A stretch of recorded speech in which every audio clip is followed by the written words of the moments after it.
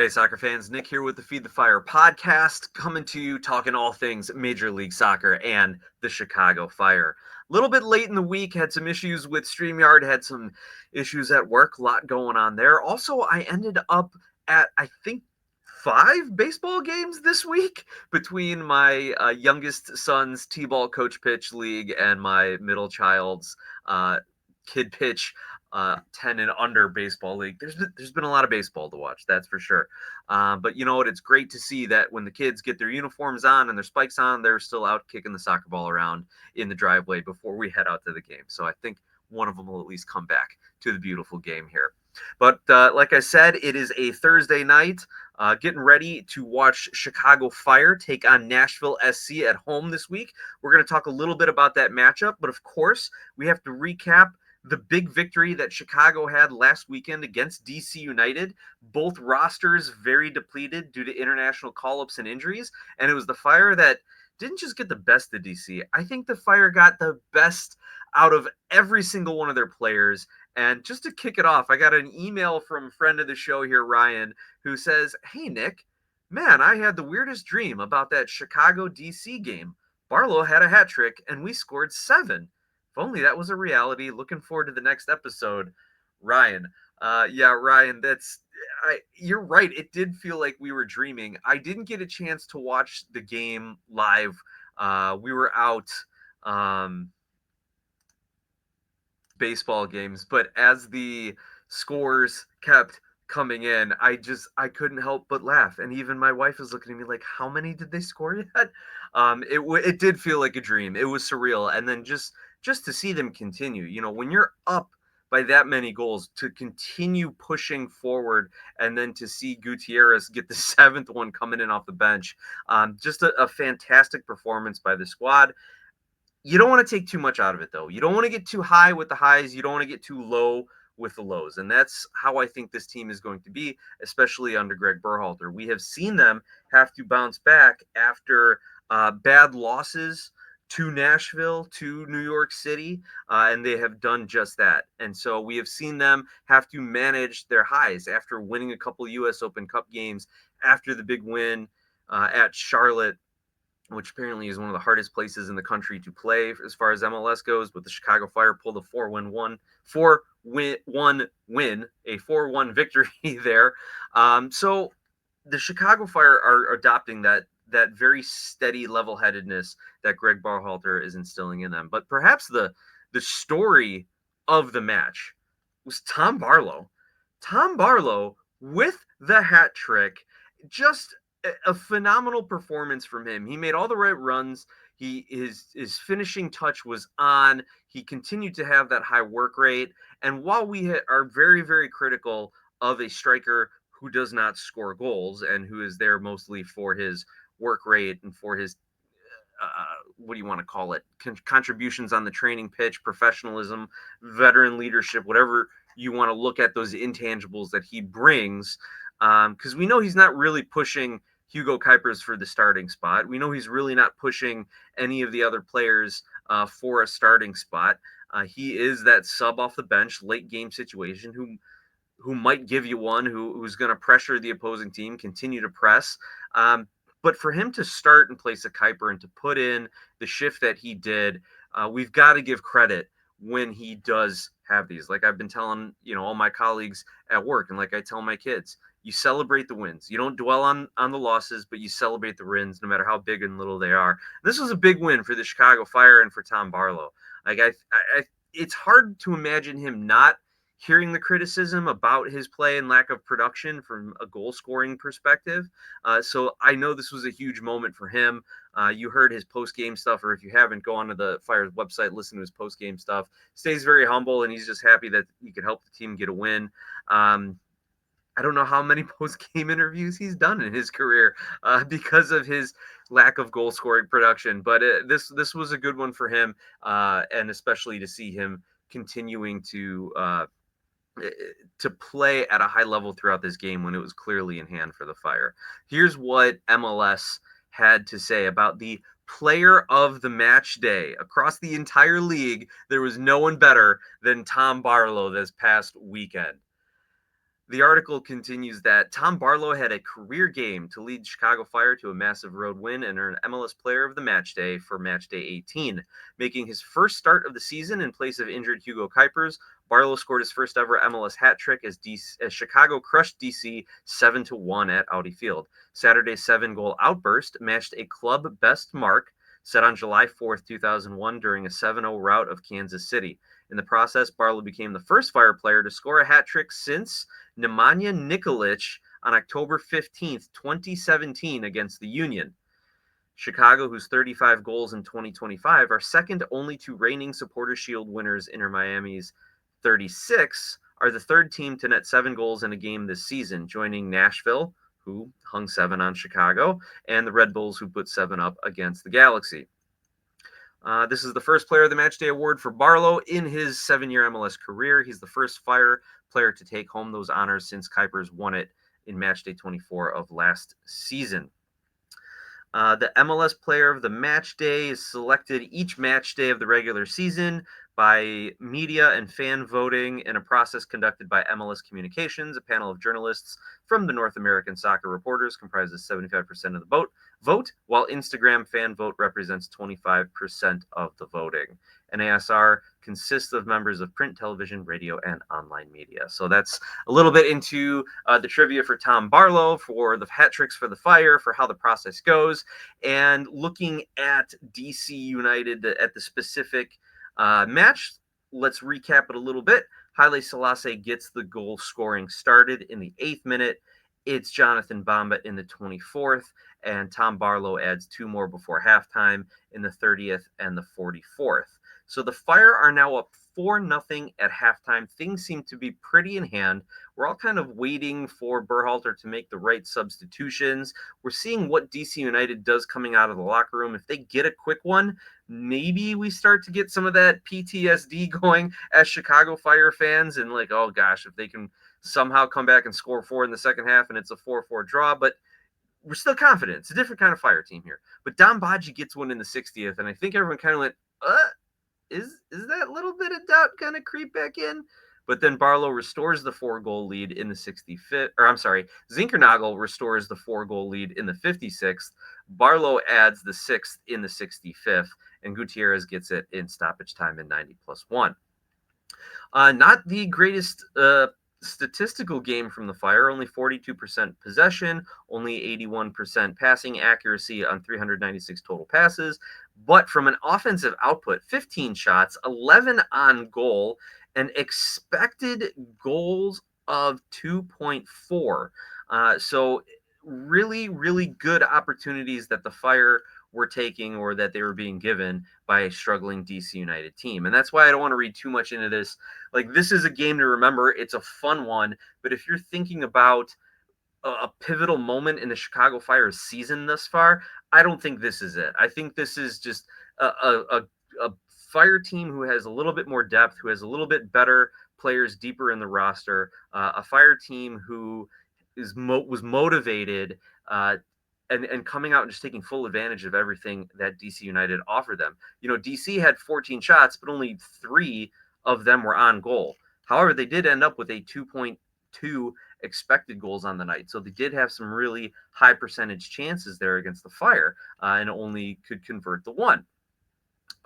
But to me, this isn't going to be one of those pivotal moments in the Fire season. To me, the pivotal moments are going to be responding after that Nashville loss, responding after the initial Columbus loss in the opening weekend of the season, and then being able to string together a couple 3 victories. So to me, I'm not going to put too much stock in this. Again, I'm not going to get too high when the Fire hang 7, because it is such a rare occurrence. But hopefully this is some of the momentum that they can take now into this match against Nashville. And you almost feel like it's the opposite of one of those trap games where they're looking ahead to the revenge match against Nashville and then they lay an egg against DC. This might have been the game where they said, we need a tune-up against Nashville. We need to really get into a groove and put a little fear into Nashville, show them something on film that they haven't seen from us yet, that they're going to have to change their pregame prep for, and the Fire did just that. To wrap up the stats, 7 corners, 4 crosses, 27 aerial duels won to DC 7. That is insane. Gall credited with 2 saves. Brady's away on USMNT duty at the goal for the international friendlies. And defense had 17 clearances, 7 fouls, and 3 yellow cards. So that is the recap of the DC match. We're going to kick it over to John Donovan now for all of his takes on this game. He's going to probably be smiling through the speakers here. So hopefully John is enjoying it as much as any Fire fan can. We'll see if he has anything critical to say about about the match. John's segment is brought to you by Skira Icelandic Spring Water, available at your local 7-Eleven. Skira is spring water straight from a government-protected nature preserve in Iceland. Needless to say, it's some of the best water you're going to find. So with that, John, take it away. Nick, John Donovan here. Watched the game Saturday night, DC against the Fire, and it was a game to remember, Nick. As we remember, I think it was a 6-1 beating by Nashville. It probably was the point where the Fire, really, these guys had to start looking inside them and start playing as professionals. Since that blast against the team has done well. You got to admit, this darn coach can bring these guys back. It's just amazing. They're in 9th place today. I don't know what happens games on Sunday, but they are in the playoffs right now, barely. But the big point is, Nick, we have almost 3 months to go and more coaching. And these young players that are coming up, I find myself, Nick, you know, in the years past, I was always kind of interested in the DP signings because that's where all the emphasis was. Now, honestly, I hope we don't sign a new DP this year, and I hope that we give our local talent the opportunities. I mean, look at it, Nick. We got Cups, a 16-year-older. We got Brady, a local guy. We got Pineda, a local guy. Oriel, a local guy. Gutierrez, a local guy. It just, and really, even farther than that, Barlow, St. Louis guy, Gutman. I mean, Gutman had a great game. So the Fire really, I think, are starting to develop the way it was in the plans. The local talent will at some point dominate our Chicago Fire team with our new stadium. It is going to be wonderful. And I think it says 28 is when the stadium will start. Gosh, it seems like a long time, but I can't wait to see it. I'm 77, so I'm really hoping to see it. But the game itself, you know, I am not in. These games kind of really are not good for the league. The game, I mean, they had so many people either injured or on international duty. I just think the international duty is too much for a league. I wish that they'd have it once a year rather than 2 or 3 times a year. It disrupts the clubs terribly. And you see what kind of the product on the field. The Washington team was just awful. The Fire just looked dangerous every time they got the ball. The only area I think that we will always be trying to improve on is that playing out of the back. Sometimes I think it's better to have a combination of the two. At the end of the game, they weren't playing out of the back, but you know, you gotta play the ball up and a lot quicker than the Fire are. They're getting themselves kind of trapped back there once in a while. But the game, I thought the 2 players and it was just, I mean, the left side of the field with Gutman and Bombia it's just a really nice, beautiful, long game to watch. That first, or Bombia's goal was just, the ball was laid out there and it was just a race between Bombia, and I think the guy's name was Baker or something, but Bombia beat him, cut in, the guy couldn't get back without doing a red card, and just scored it. You know, the goalie did not take the angle away on that shot. That was a weak play by the goalie. But, you know, DC, they've got a ways to go. I kind of firmly believe that if that happened to the Fire today, we wouldn't have played as terribly as the Chicago Fire did. But Nick, I've always told you that Burlow was a good player, and he just hasn't had that form or that opportunity for a while. And he got a hat trick this game. He played hard. It was good to see him play. It also was good to see Zinckernagel in the middle. I was shocked. He had Gutierrez on the bench, and I thought he'd go that way. But that the whole team is meshing. If I had a projection, Nick, I would say they'll end up fifth. They'll be playing in a lot of playoff games, maybe at home. I think this team is going to, now they have three home games in a row. Remember back when I was looking at three away games and I was frightened to death. But what did we come back with? Two wins. And we're in playoff spots. So, the team is doing well. I love what's happening to the Fire. I hope I'm around for that grand opening of the new stadium. It's really a good thing to see in Chicago. We've got a generous owner. We've got a very talented GM coach who is moving this squad up. You close your eyes, Nick, and you think 20 years from now, will the MLS be competing on the same level with, say, the Premiership? We've got the money over here. We've got the interest. We've got the talent. I think I have said my grandson plays for the Fire, and I get a chance to see their developmental squads and the way they're being coached.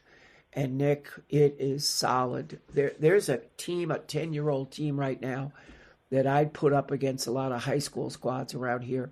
Fast, ferocious. They don't let a guy pick up his head. They're coached this way. It's really a system that's fascinating to watch, and I think the Fire will be in great hands now for the future. So, Nick, great time watching the game. I believe the Nashville team, the Fire are going to be, I would imagine, licking their lips to get at Nashville. But, Nashville's not going to run over the Fire like they did last time. So, hi to Mike, and I hope the Fire do a great job next game. Thank you very much. John, thanks so much for the segment. As always, you've actually given me a lot to comment on and think about there. And first of all, let me apologize to the listeners. I was having some microphone issues, so hopefully the sound quality is a little better for the second half of this show here. But John, a couple of things that you mentioned, playing out of the back, something that they still need to work on. I think every team around the world that employs that possession-based play out of the back kind of build up can always be practicing it, can always be improving upon it. What worries me is that the Fire got a little complacent with it against DC being up by so many goals so early. Nashville's going to press. They're going to press hard. They're going to press fast. So it's something that the Fire are going to have to be on top of, especially with a bit of a depleted back line. Christopher Cups picked up a leg fracture, I read, over on Men in Red 97 Media while he was with the US U17s, so he won't be available. Carlos Terran, I don't know if he's going to be available. There are rumors that he is going to be transferred to Newell's Old Boys for a $2 million transfer fee, something in that ballpark. That's the rumors that are starting to circulate. So he may not be available if they're looking to get a deal done with him. Looks to be another Jack Elliott, Sam Rogers kind of a pairing. Also, you mentioned Andrew Gutman, who is actually popped up on a number, not a high number, but on some people's discussions for the All-Star game. And I hope you've all voted for your Chicago Fire players for the MLS All-Star match. I think the voting ended yesterday, the 11th, 12th. But yeah, I saw some people who were kind of talking about Andrew Gutman as a left back All-Star potential here for the MLS squad from the Chicago Fire here. He has 2 goals and 6 assists on the season. So 8 goal contributions in 16 games. He has started all 16 games, has a 78% passing completion. As far as his other attacking stats go, 13 key passes, which is, somewhere it's not as high as the midfielders and strikers on the team, but for a left wing back who's pushing forward and playing a lot of crosses into the box, decent numbers by Andrew Gutman. He's got 44 aerial duels. He's winning them at a 61% clip there. 20 clearances, 15 fouls. So he's playing very good one-on-one defending, getting forward. Definitely kind of a dark horse for the All-Star game for Major League Soccer. Also, you talked about Zinckernagel at the 10. That was a new twist that Greg Berhalter introduced, and it's great that it worked out so effectively, and it was great that they were able to try it with minimal risk against a depleted and struggling DC squad. Zinckernagel, yeah, playing that central midfield role, ended up with a decent match, a goal and an assist. And yeah, was able to kind of rest Gutierrez a little bit. Or I think, John, you texted me too that Greg Berhalter sent a message to Gutierrez saying, you need to fix your attitude on the pitch. No more silly cards, especially red cards. So we're going to put you on the bench for this one. But this was Zinckernagel over 90 minutes against DC. Again, a goal and an assist. He had 3 shots, 1 shot on target, did pick up a yellow card himself, but he had 47 touches, which put him as 5th most on the day. The players with the most touches on the day was Omar Gonzalez, Andrew Gutman, Sam Williams, Kellen Acosta. So all your defenders who are really building the ball in possession and trying to get it up to Zinckernagel, who had 47. By contrast, Jonathan Dean had 26. And let's see who else. Tom Barlow only had 25 touches. Bamba 23 touches. So Zinckernagel in that central role, still very focused as part of the offensive buildup. Only 1 tackle for him though. His xG was a 0.1. So despite having the goal, he only was given a 10% chance to score on it. But he did create 5 shot creating actions and 2 goal creating actions. Now, a shot creating action is the 2 offensive actions directly leading to a shot, such as passes, take-ons, and drawing fouls. So a single player can receive credit for multiple actions, and the shot taker can also receive credit.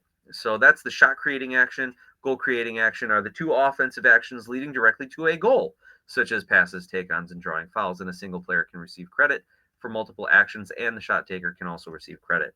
So he had 5 shot creating actions, 2 goal creating actions. So directly involved in a lot of the Fire's offense. Meanwhile, no one else on the team had more than 3 shot creating actions, Haile Selassie, and no one else on the team had more than 1 goal creating action other than Andrew Gutman, who had 2 goal creating actions on that one by virtue of his 2 assists. So Zinckernagel also had a number of passes. However, this is where he struggled. His passing completion percentage was only 55.3 in this game.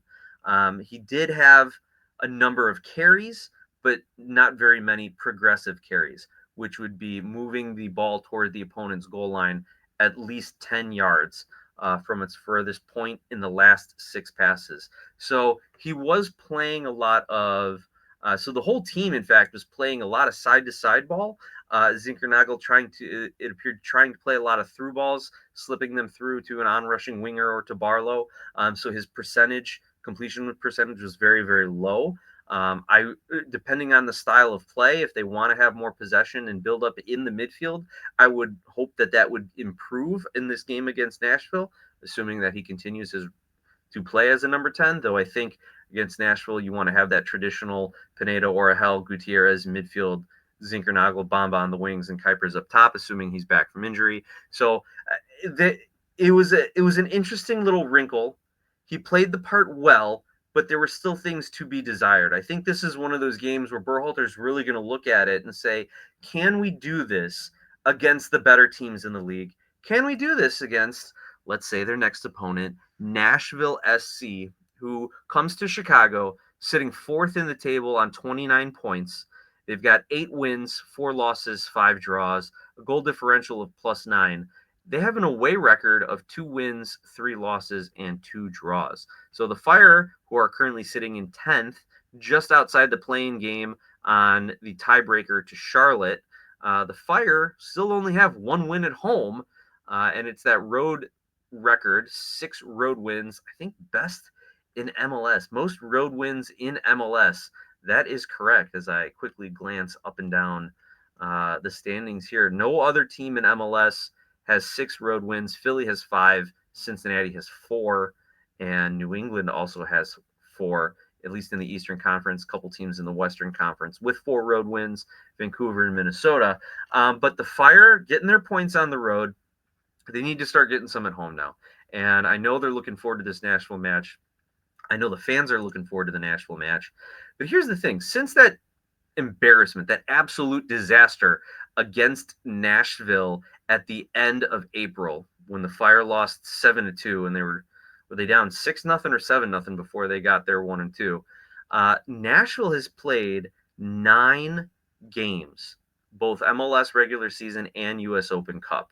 7 MLS matches, 2 Open Cup matches. They have won 5 and drawn 4. They have not lost since beating Chicago 7-2.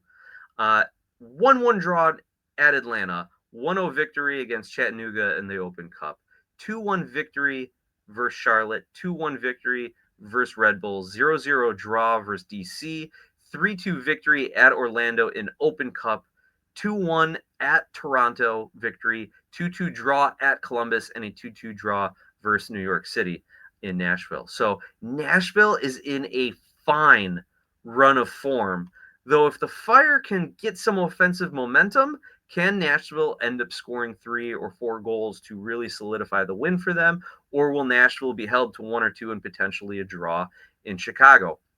Now, this is also one of those matchups where I would love to see Chicago win this game and split the series, because this is a Nashville team that they may be jockeying for position with at the end of the season in the playoff standings. Like I said, right now Nashville sitting in 4th. It would be nice to see Chicago get up into that 5-6 mix. I think, John, you had said that they were going to be there according to your predictions.